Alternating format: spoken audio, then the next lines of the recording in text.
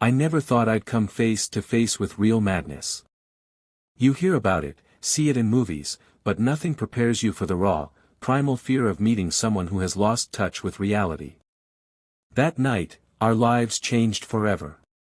We went out looking for a thrill, a story to tell later, but we found something much darker, something that still haunts me to this day. It started as a typical Friday night. We were restless, bored, and in need of something to break up the monotony. It was me, Charles, Megan, and Dave. We were the usual group, always up for some excitement. We'd heard about an old, abandoned warehouse on the edge of town, an empty shell of a building that was supposedly home to all sorts of shady activity.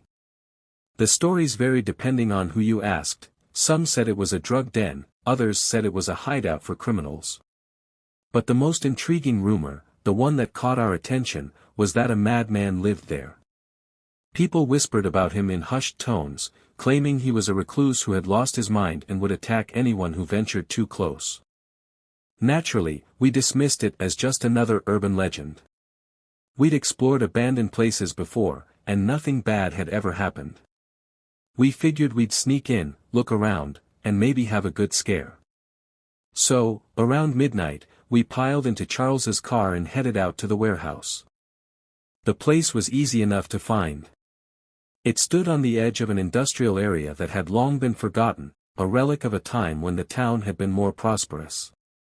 The warehouse was massive, its walls covered in graffiti and its windows shattered. It was the kind of place that had an eerie beauty to it, decayed and forgotten, yet full of stories.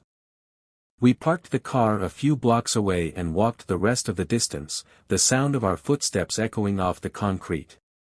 As we approached, the silence grew more oppressive. There was something about the place that felt wrong. But we were too stubborn to turn back. We found an entrance through a side door that had been pried open, the metal bent back like the jaw of some wounded beast. Inside, the air was thick with dust and the smell of mildew. Our flashlights cut through the darkness, revealing rusted machinery in stacks of old crates. The place was a labyrinth, with narrow passageways and hidden corners that seemed to go on forever. We explored for a while, joking and laughing to keep the unease at bay. But the deeper we went, the more the atmosphere changed. The jokes became less frequent, our laughter fading as we realized just how isolated we were. It was Megan who first noticed something was off. "Do you hear that?" she whispered, her voice tense. We all stopped, straining our ears. At first, there was nothing but the sound of our own breathing. Then, faintly, I heard it, a soft shuffling, like footsteps dragging across the floor. It was coming from somewhere deeper in the warehouse. "Probably just a rat," Charles said, though he didn't sound convinced. We decided to check it out. We were idiots, really. Any sane person would have left right then, but our curiosity got the better of us. We followed the sound, moving quietly through the maze of crates and debris. The shuffling grew louder, more deliberate, until it was clear we weren't alone. As we rounded a corner, we saw him. He was standing in the middle of a large, open space, surrounded by broken furniture and debris. At first, I thought he was just some homeless guy who had taken shelter in the warehouse. But then I saw his face. It's hard to describe the look in his eyes. There was something wild, something utterly unhinged. His hair was matted, his clothes filthy and torn. He was muttering to himself, words I couldn't make out, but there was a rhythm to them, a kind of demented song. He didn't seem to notice us at first, lost in whatever dark thoughts consumed him. We should have left. We should have turned around and walked away, but we were frozen, staring at him like deer caught in headlights. And then he looked up. The moment his eyes locked on us, I felt a chill run down my spine. There was no recognition in his gaze, no humanity. It was like staring into the eyes of a predator. He started walking toward us, slowly at first, then faster, his muttering growing louder, more frantic. His movements were jerky, erratic, like a puppet being controlled by invisible strings. "Run," Charles whispered, but none of us moved. It was as if our legs had turned to stone. Then, without warning, the man let out a blood-curdling scream and charged at us. It was the most terrifying sound I've ever heard, pure, raw rage. That was enough to break us out of our stupor. We bolted, sprinting through the dark, trying to remember the way we had come. But the warehouse was a maze, and every turn seemed to lead us deeper into the darkness. I could hear the madman behind us, his footsteps pounding against the concrete, his screams echoing through the empty building. He was fast, too fast, and the sounds of his pursuit only grew louder. We turned down another corridor, but it was a dead end, blocked by a pile of rubble. We were trapped.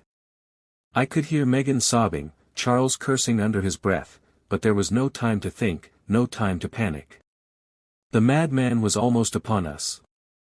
In a desperate move, Charles grabbed a rusted metal pipe from the ground and swung it as the man lunged at him. The pipe connected with a sickening thud, and the man stumbled back, blood streaming from his head. But he didn't stop. He just grinned, a twisted, manic grin, and kept coming. We fought him off as best we could. Charles and Dave managed to land a few more blows, but the man was relentless, driven by some kind of insane strength. He clawed at us, his nails digging into flesh, his teeth bared in a feral snarl. It was like trying to fight off a wild animal. Somehow, in the chaos, we managed to slip past him and make a break for the entrance. I don't remember much of the escape, just flashes of darkness, the sound of our footsteps, the madman's screams echoing in my ears. We burst out of the warehouse, gasping for air, and didn't stop running until we reached the car. We didn't speak on the drive back, too shaken to even process what had just happened. I remember looking at my hands and realizing they were trembling uncontrollably. Megan was in the back seat, still crying, while Charles and Dave sat in stunned silence. It was only later, after we had all gone home, that the reality of what we had survived began to sink in. None of us slept that night. I kept seeing his face in my mind, that wild, deranged look in his eyes, the sound of his scream still ringing in my ears. We didn't talk about it much afterward, not even among ourselves. It was like we were all trying to forget, to pretend it never happened. But the nightmares came anyway. We didn't go back to the warehouse. No one would ever suggest it, but it was an unspoken agreement between us. Whatever was left in that place, we wanted no part of it. The police were finally able to arrest the man a few days later. They said he'd been living there for years, a drifter with a history of mental illness. But that didn't make it any easier to forget what we'd seen, what we'd been through. Charles changed after that night. He became quieter, more withdrawn. Megan moved away not long after, saying she needed a fresh start. Dave tried to brush it off, to go back to normal, but I could see the fear in his eyes whenever we talked about it. As for me, I've never been the same. There's a part of me that died in that warehouse, a piece of my innocence, my belief that the world was a safe place. Sometimes, late at night, I still hear his screams, still feel his breath on my neck, the grip of his hands on my arms. I know it's just my mind playing tricks on me, but that doesn't make it any less real. We survived, but we left something behind in that warehouse, something we'll never get back. And I think, in some way, the madman left something with us too, a shadow that will follow us for the rest of our lives.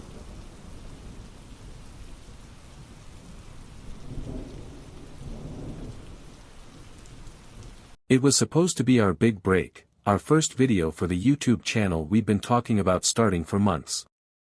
Tim and I had always been into urban exploration, fascinated by the stories hidden in abandoned buildings, the echoes of past lives still lingering in the walls. We figured, why not document our adventures? It would be fun, we'd get some views, and who knows, maybe it would lead to something bigger. At least, that's what we thought. We'd done a lot of research, trying to find the perfect spot for our first video, something with a real history, something that would get people talking. That's how we ended up at the old Greenway Apartments. The place had been condemned for years, left to rot on the outskirts of town. But its reputation was anything but forgotten. It was the kind of place that people whispered about: murders, drug dens, even rumors of a suicide cult that had taken up residence on the top floors before they were evicted. Perfect for our debut, right? We set out on a Saturday afternoon, cameras charged, flashlights packed, and a nervous excitement buzzing between us. The drive there was full of our usual banter, joking about how this was going to make us the next big thing on YouTube.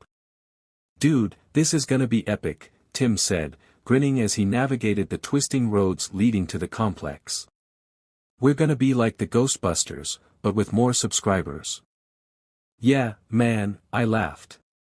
"Except I'm not sure YouTube has a category for dumbass getting scared in old buildings." We pulled up to the complex just as the sun was starting to dip below the horizon, casting long shadows across the crumbling facade. The place was massive, a hulking structure of broken windows and graffiti-covered walls, its once pristine exterior now mottled with decay. We parked a little ways down the street, not wanting to draw too much attention to ourselves, and walked up to the entrance, our footsteps echoing eerily in the stillness. The front door was hanging off its hinges, making it easy to slip inside. The air was thick with the smell of mildew and something else, something metallic that made my skin crawl. Inside, the building was even more decrepit than I'd imagined. The walls were peeling, and the floors were littered with debris, broken furniture, old newspapers, and the occasional needle, a grim reminder of the place's dark past. "Welcome to the Greenway Apartments," Tim said in his best TV host voice, sweeping the camera around to take in the dismal surroundings. "Where the rent is cheap, but the residents are dead." I chuckled, trying to shake off the growing unease gnawing at the back of my mind. "All right, let's see what we can find." We started on the lower floors, poking around in the old apartments, filming the decaying remnants of what must have once been someone's home. Each room had its own story, faded photos still pinned to the walls, children's toys scattered across the floor, all left behind when the building was finally condemned. There was an unsettling quiet, as if the whole place was holding its breath, waiting for something. The deeper we went into the building, the more oppressive the atmosphere became. By the time we reached the third floor, I was starting to feel like we weren't alone, like there were eyes watching us from the shadows. But every time I looked over my shoulder, there was nothing there. "Dude, you feel that?" I asked as we climbed the stairs to the fourth floor. "Feel what?" Tim replied, glancing back at me with a frown. "I don't know, it just feels off. Like we're being watched." Tim paused, considering for a moment, then shrugged. "Probably just the vibes of the place, man. Old buildings like this always have a weird energy. Just adds to the experience, right?" I nodded, but the feeling didn't go away. By the time we reached the fifth floor, the sun had set completely, leaving us in the dim glow of our flashlights. It was then that we started noticing the symbols. At first, they were small, almost easy to miss, strange markings scratched into the walls, circles and lines that didn't make any sense. But the further we went, the more frequent they became, until entire sections of the walls were covered in them, along with remnants of melted candles, their wax pooled and hardened on the floor. "Check this out," Tim whispered, pointing his flashlight at a particularly large symbol drawn in what looked like dried blood. "Creepy as hell," I muttered, running my hand over the rough surface of the wall. "What do you think it means?" "Probably just some kids messing around," Tim said, though his voice lacked its usual confidence. "Let's keep going. We're almost to the top." We pushed on, the atmosphere growing heavier with each step. By the time we reached the seventh floor, I felt like I could barely breathe, the air thick and oppressive, like the building itself was trying to force us out. But we weren't about to turn back now. The top floor was different from the others, more intact somehow, as if the decay had stopped just short of consuming it. We found a room at the end of the hall, its door slightly ajar. Inside, the bed was still made, covered in a thick layer of dust, but the sheets were stained a deep, dark red, the color of old blood. The walls around the bed were covered in more of those symbols, their meaning lost to time but their presence unsettling all the same. "Dude, this is messed up," Tim said, his voice barely above a whisper. "Yeah," I agreed, my heart pounding in my chest. "We should film this and get out of here." As we stepped into the room, the temperature dropped suddenly, like we'd walked into a freezer. I could see my breath fogging up in front of me, and the hairs on the back of my neck stood on end. "What the hell?" Tim started, but his voice trailed off as we both heard it, the sound of footsteps, slow and dragging, coming from somewhere just beyond the doorway. We froze, staring at each other, the fear in Tim's eyes mirroring my own. The footsteps grew louder, accompanied by a faint whispering, a chorus of voices speaking in a language I couldn't understand. It was getting closer. Before we could react, the door slammed shut behind us with a deafening bang, the sound reverberating through the room. I spun around, trying to open it, but it wouldn't budge, like it was sealed shut from the other side. The whispers grew louder, more frantic, until it felt like they were inside my head, drowning out my thoughts. Tim dropped to his knees, clutching his head, screaming in pain. I tried to help him, but the noise was unbearable, overwhelming, like 1,000 voices screaming at once. I don't know how long we were trapped in that room, time seemed to stretch and distort. But suddenly, as quickly as it had started, the noise stopped. The door flew open on its own, and we didn't hesitate, we bolted out of there, not looking back, not caring where we were going as long as it was away from that room.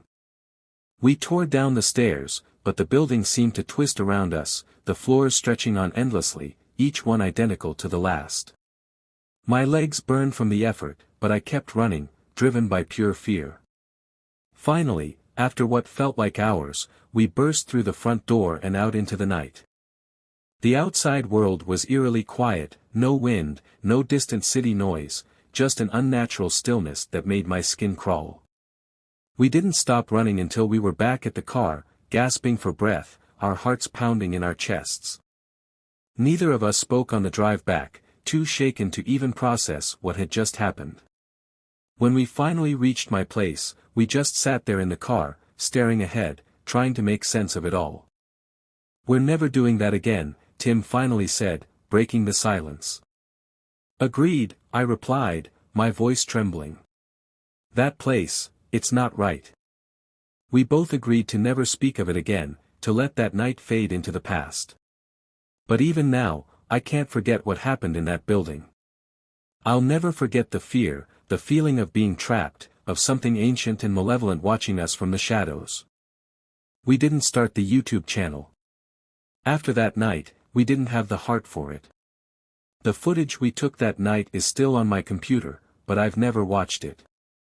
I'm too afraid of what I might see, of what we might have captured without realizing it. Tim and I are still friends, but something changed between us after that night, an unspoken understanding that we had gone too far, that we had messed with something we didn't understand. We remain sane, yes, but that night will always be with us, a shadow lurking at the edges of our minds, a reminder that some places are abandoned for a reason.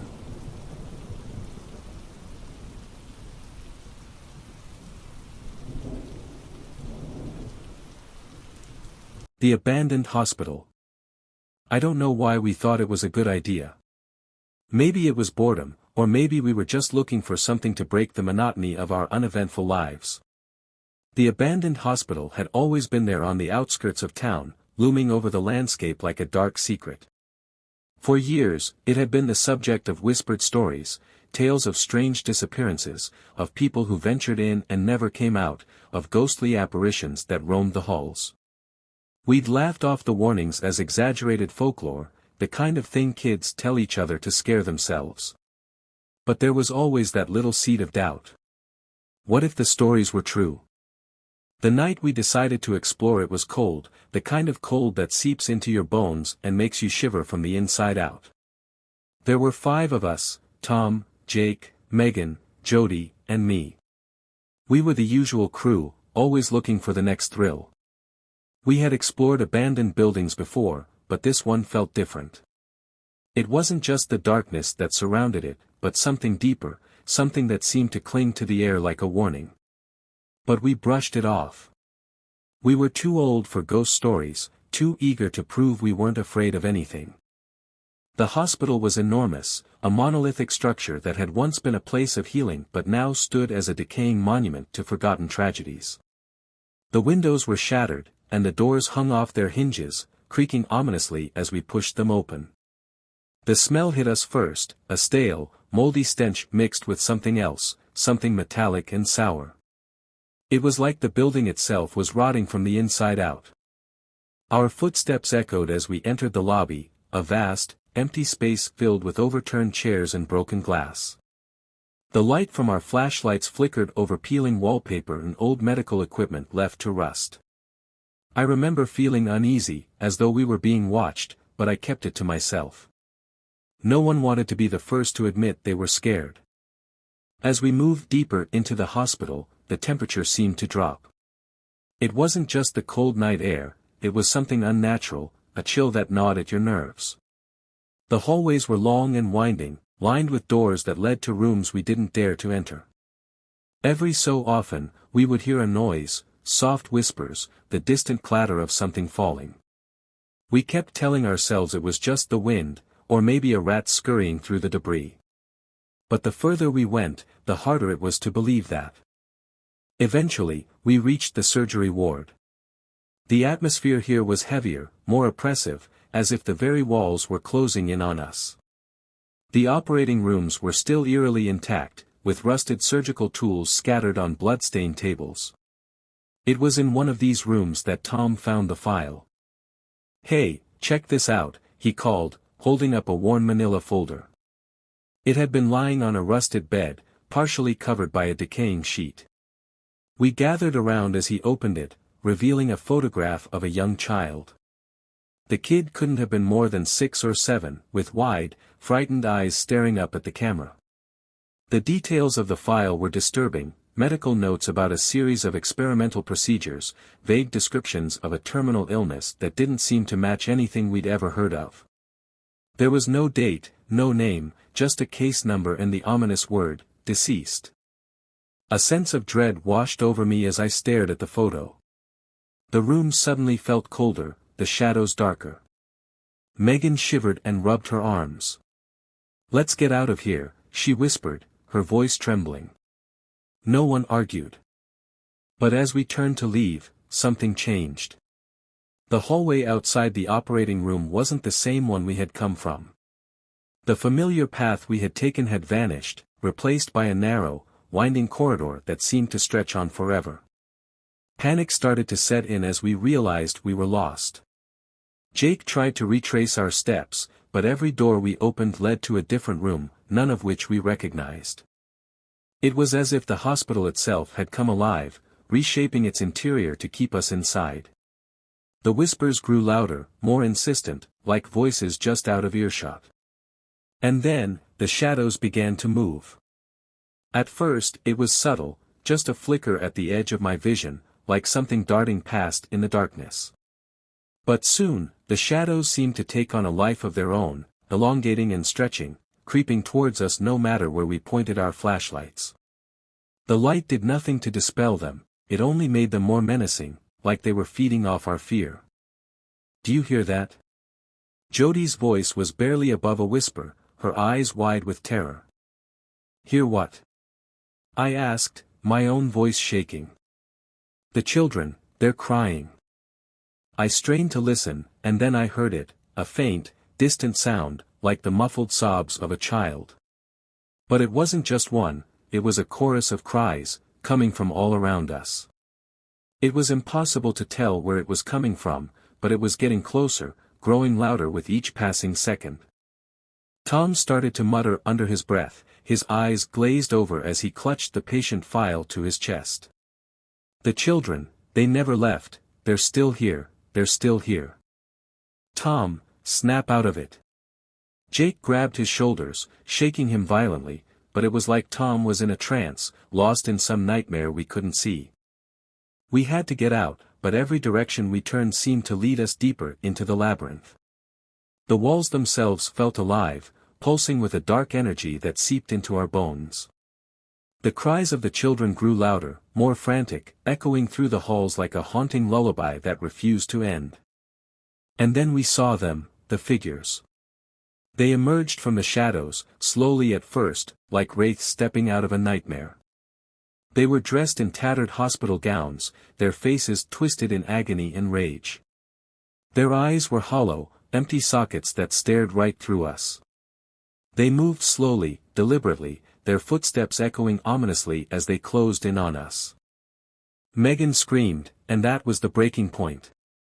We all bolted, running blindly through the corridors, desperate to escape. The hospital was a maze, and no matter how fast we ran, it felt like we were going in circles. The figures followed, their numbers growing, their voices a cacophony of pain and despair. By some miracle, we found a stairwell that led us down to the ground floor.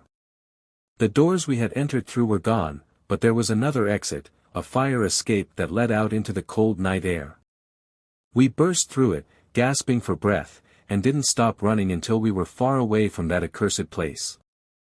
When we finally stopped, we realized Tom wasn't with us. We looked back, but there was no sign of him. We called out his name, but all we got in response was the silence of the night, the distant hum of the city oblivious to the horrors we had just experienced. It wasn't until the next morning that we found him, sitting outside his house, staring blankly at the ground. He was still clutching the patient file, his hands trembling. We tried to talk to him, but he wouldn't respond. All he did was mumble about the children, how they were still there, how they would never leave. Tom was never the same after that night.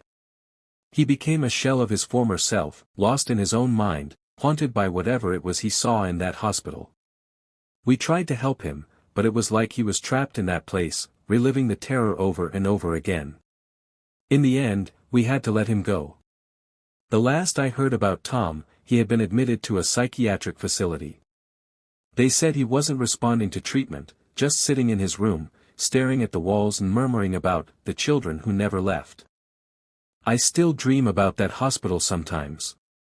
I can hear the cries of the children, feel the cold air pressing down on me, see the twisted faces of those figures in the dark.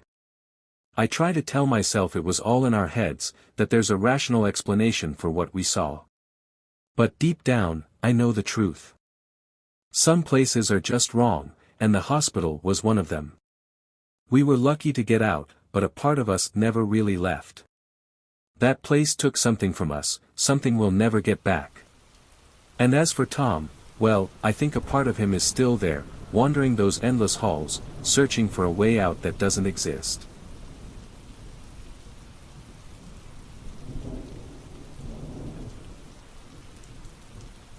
Thank you so much for watching and supporting my channel. Your time and engagement mean the world to me. If you enjoyed this video, please don't forget to like, comment, and subscribe for more content.